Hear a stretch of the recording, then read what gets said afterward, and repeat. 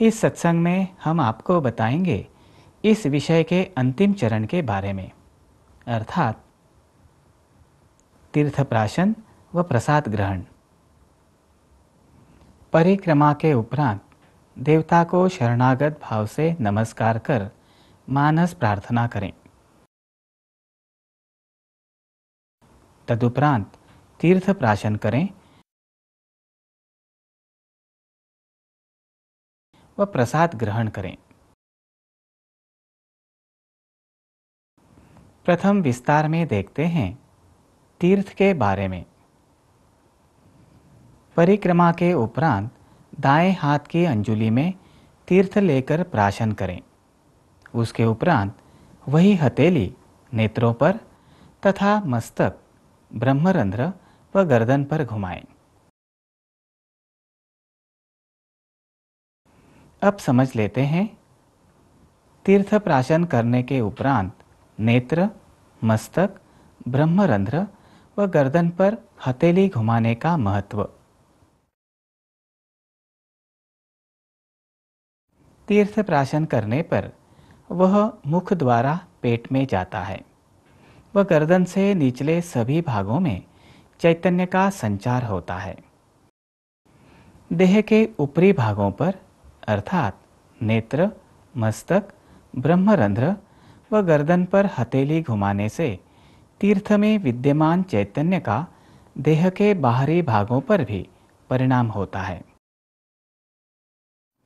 देवता के चैतन्य ग्रहण करने में तीर्थ प्राशन व उसके उपरांत की कृति कितनी महत्वपूर्ण है, यह हमने समझ लिया। अब हम देखेंगे तीर्थ प्राशन करने से सूक्ष्म स्तर पर क्या गतिविधियां होती है, एक सूक्ष्म चित्र द्वारा। तीर्थ प्राशन करना एवं नेत्र, मस्तक, ब्रह्मरंध्र और गर्दन पर हथेली घुमाना।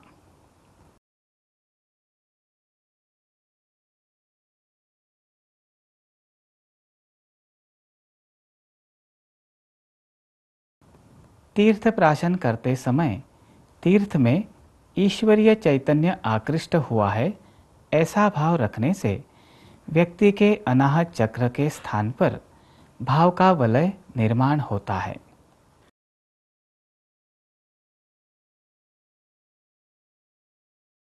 तीर्थ में भाव के कण आकृष्ट होते हैं व भाव का वलय निर्माण होता है। व्यक्ति के भाव के कारण ईश्वर से तीर्थ में चैतन्य का प्रवाह आकृष्ट होता है तथा तीर्थ में चैतन्य का वलय निर्माण होता है। ईश्वर से तीर्थ में शक्ति के प्रवाह आकृष्ट होते हैं तथा शक्ति का वलय निर्माण होकर वह कार्यरत रूप में घूमता रहता है। तीर्थ प्राशन से व्यक्ति के मन को आनंद अनुभव होता है व उसके अनाहत चक्र के स्थान पर आनंद का वलय निर्माण होता है।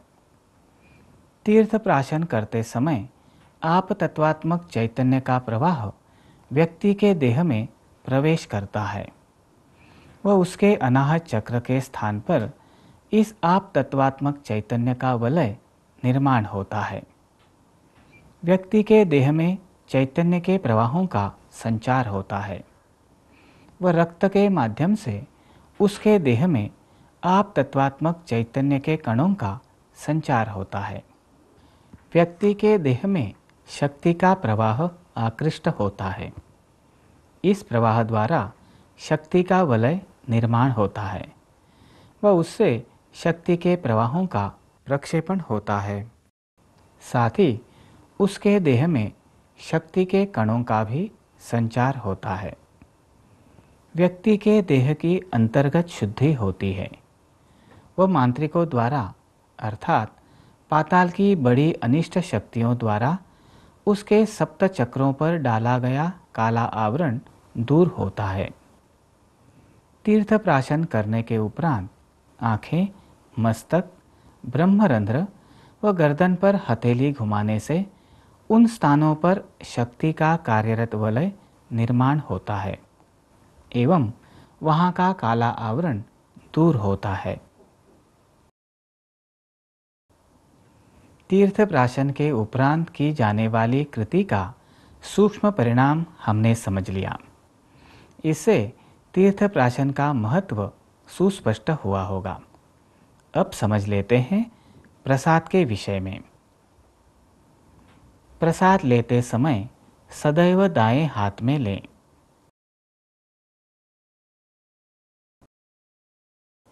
देखते हैं इसका शास्त्राधार। प्रसाद में विशिष्ट देवता से संबंधित तत्वों का समावेश होता है। इस तत्वरूपी आशीर्वाद को दाएं हाथ में लेने का अर्थ है अपनी क्रिया शक्ति को जागृत कर उसके आधार पर देवताओं से तत्वरूपी आशीर्वाद लेना। दाएं हाथ में प्रसाद लेने से उसकी सात्विकता का ह्रास नहीं होता तथा वह जीव द्वारा ग्रहण होता है। परिणाम स्वरूप जीव के देह में स्थित कुंडलिनी के चक्रों की शुद्धि होती है। इसके विपरीत बाएं हाथ में प्रसाद लेने से जीव को प्रसाद में विद्यमान देवता का तत्व 10% कम प्राप्त होता है। बाएं हाथ से प्रसाद ग्रहण करने पर व्यक्ति का मन चंचल बनता है। प्रसाद में विद्यमान चैतन्य का लाभ उसे नहीं मिलता। प्रसाद के संदर्भ में अन्य एक महत्वपूर्ण बात है, हाथ में प्रसाद लेने के लिए नम्रता से झुकें। यदि भीड़ अथवा अपर्याप्त स्थान के कारण ऐसा करना संभव न हो तो थोड़ा सा झुकें। प्रसाद लेने हेतु नम्रतापूर्वक झुकने से शरीर की विशिष्ट मुद्रा निर्माण होती है तथा जीव के शरीर में विद्यमान रजतम कण कुछ मात्रा में प्रतिबंधित होकर देह की सात्विकता बढ़ती है। इस विशिष्ट आकार के कारण प्रसाद लेने वाले जीव को चैतन्य का लाभ 2-3% अधिक होता है। साथ ही प्रसाद लेने के लिए नम्रतापूर्वक झुकने का शास्त्राधार भी हमने देखा। यहाँ किसी के मन में प्रश्न निर्माण हो सकता है कि तीर्थ को अंजलि में लेकर प्राशन कर हाथ नेत्रों को लगाने के उपरांत मस्तक, ब्रह्मरंध्र व गर्दन तक ले जाते हैं। प्रसाद ग्रहण की प्रक्रिया में ऐसा क्यों नहीं करते? प्रसाद की तुलना में तीर्थ में सात्विकता ग्रहण करने की क्षमता अधिक होती है। इसका कारण यह है कि प्रसाद पृथ्वी तत्व से संबंधित है, जबकि तीर्थ आप तत्व से। आप तत्व की तुलना में पृथ्वी तत्व में सात्विकता ग्रहण कर प्रक्षेपित करने की क्षमता कम होती है। इसके कारण तीर्थ लेते समय हम जो क्रिया करते हैं वह प्रसाद लेते समय करने से अधिक लाभ नहीं होता, इसलिए ऐसा नहीं करते। अब प्रसाद में देवत्व निर्मिति के लिए उत्तरदायी घटक कौन से हैं यह समझ लेते हैं एक सारिणी द्वारा। प्रसाद में देवत्व निर्मिति के लिए आवश्यक घटक, इसमें पहला घटक है प्रसाद ग्रहण करने वाले जीव का भाव। इसका महत्व 70% है। प्रसाद में व्याप्त ईश्वरीय तत्व जागृत होता है। 2. मूर्ति में व्याप्त देवत्व। इसका महत्व 20% है। इसके कारण प्रसाद सगुण तरंगों से पुष्ट होता है। 3. प्रसाद के पदार्थ। इसका महत्व 10% है। प्रसाद के विशिष्ट पदार्थों के कारण देवत्व अधिक मात्रा में बना रहता है। इस सारिणी में हमने देखा कि प्रसाद में देवत्व आने के लिए प्रसाद ग्रहण करने वाले व्यक्ति का भाव 70% महत्व रखता है। इससे यह स्पष्ट होता है कि प्रसाद के माध्यम से ईश्वरीय तत्व का लाभ कैसे व कितनी मात्रा में होगा, यह प्रसाद ग्रहण करने वाले व्यक्ति के भाव पर निर्भर करता है। अब हम समझ लेते हैं देवालय में बैठकर प्रसाद ग्रहण करने का शास्त्राधार। प्रत्येक व्यक्ति में रजतम गुण निरंतर जागृत व प्रवाहित रहते हैं। रजतम का इस प्रकार जागृत व प्रवाहित रहना प्रत्येक क्रिया अथवा कृति के लिए आवश्यक होता है।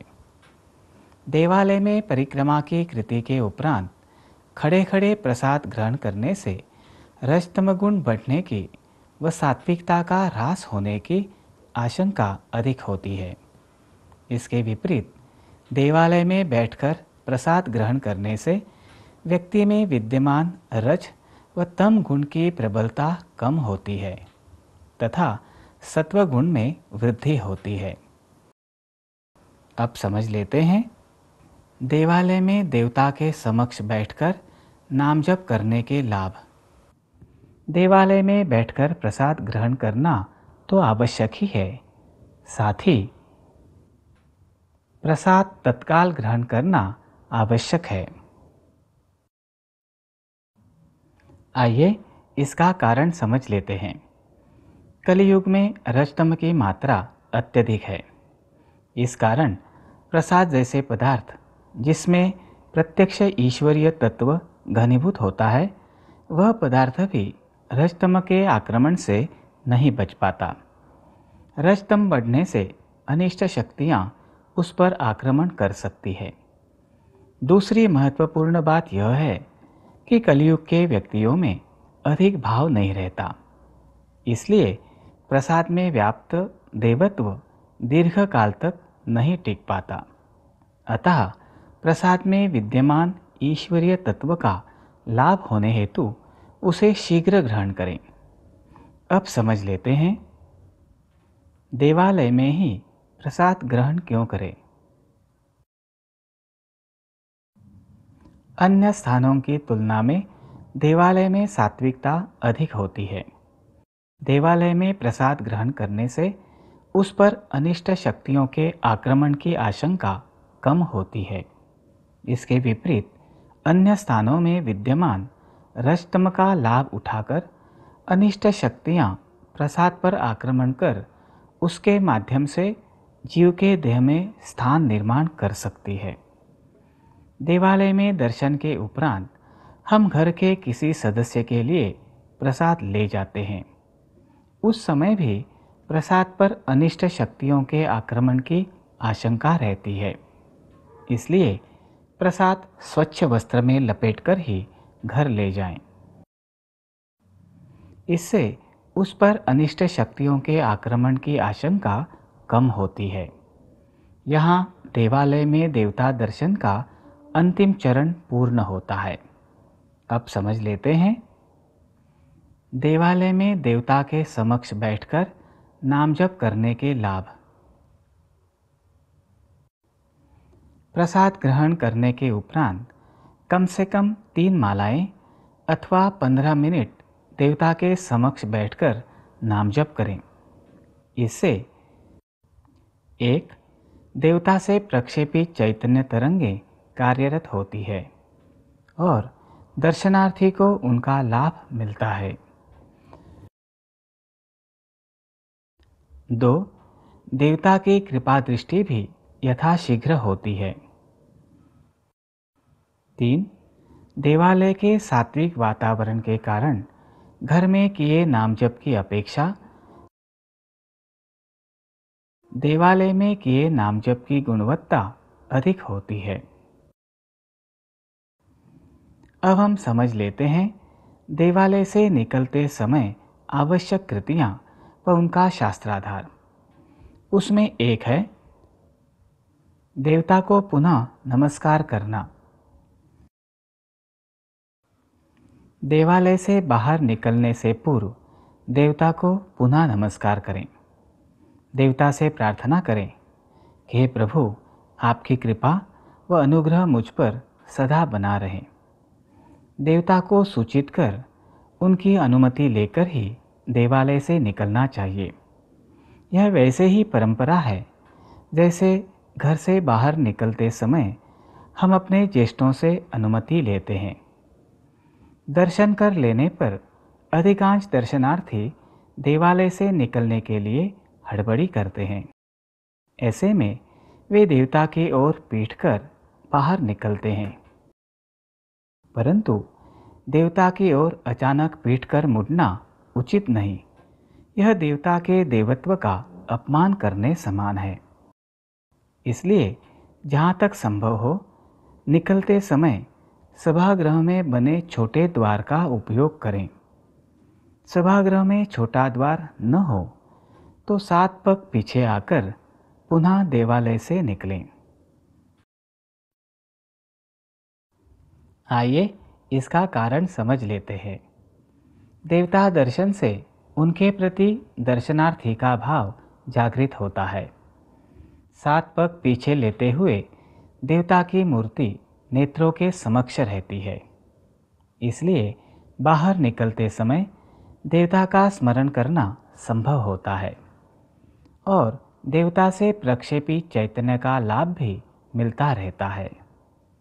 साथ ही 7 पग पीछे लेने की क्रिया में दर्शनार्थी का मन एकाग्र होता है।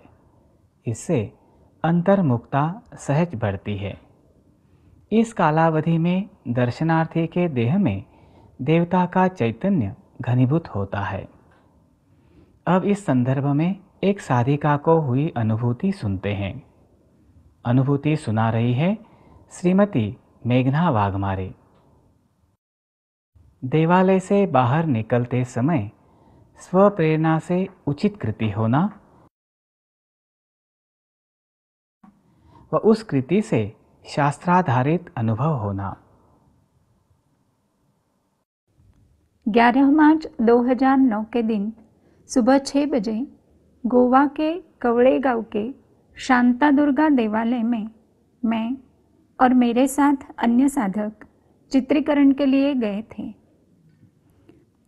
अंत में देवालय से निकलते समय पुनः एक बार कृतज्ञता व्यक्त करने के लिए मैं माँ शांता दुर्गा के सामने खड़ी थी।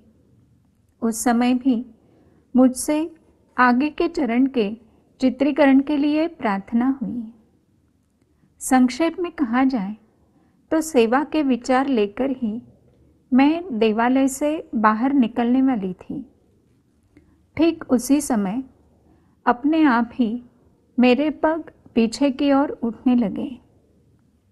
देवी माँ की ओर देखते हुए अनायास पीछे जाने की क्रिया मुझसे होने लगी।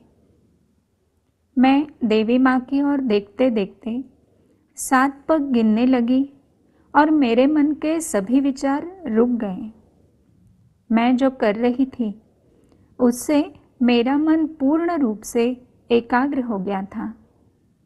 देवालय से बाहर निकलने के उपरांत भी बहुत समय तक मेरा मन निर्विचार था।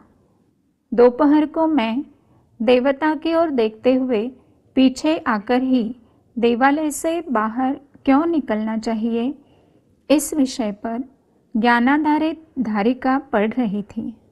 उसमें दिया था, देवालय से बाहर निकलते समय देवता की ओर देखते हुए पीछे जाने से मन एकाग्र होता है, अंतर्मुखता बढ़ने में सहायता होती है और देवता का चैतन्य दर्शनार्थी में घनीभूत होकर अधिक काल तक बना रहता है।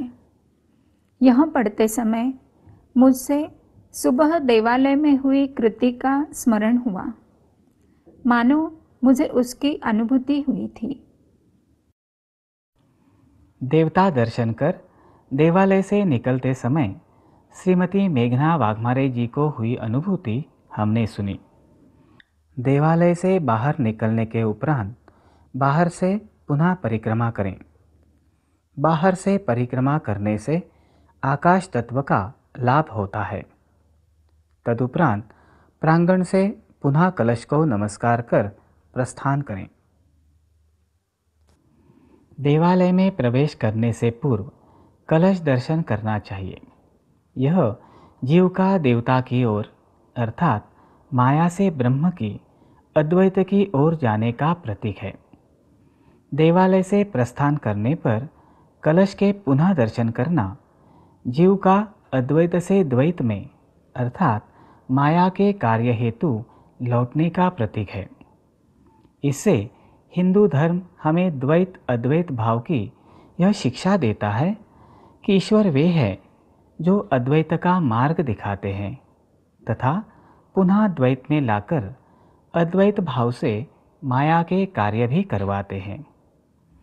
इस सत्संग में हमने आपको देवालय में देवता दर्शन के उपरांत प्रसाद ग्रहण करने का शास्त्राधार, दर्शन के उपरांत देवालय में बैठकर नाम जप करने के लाभ, देवालय से निकलते समय देवता को पुनः नमस्कार करना तथा देवालय से निकलने के उपरांत प्रांगण से पुनः कलश को नमस्कार करना आदि विषय बिंदुओं की जानकारी दी।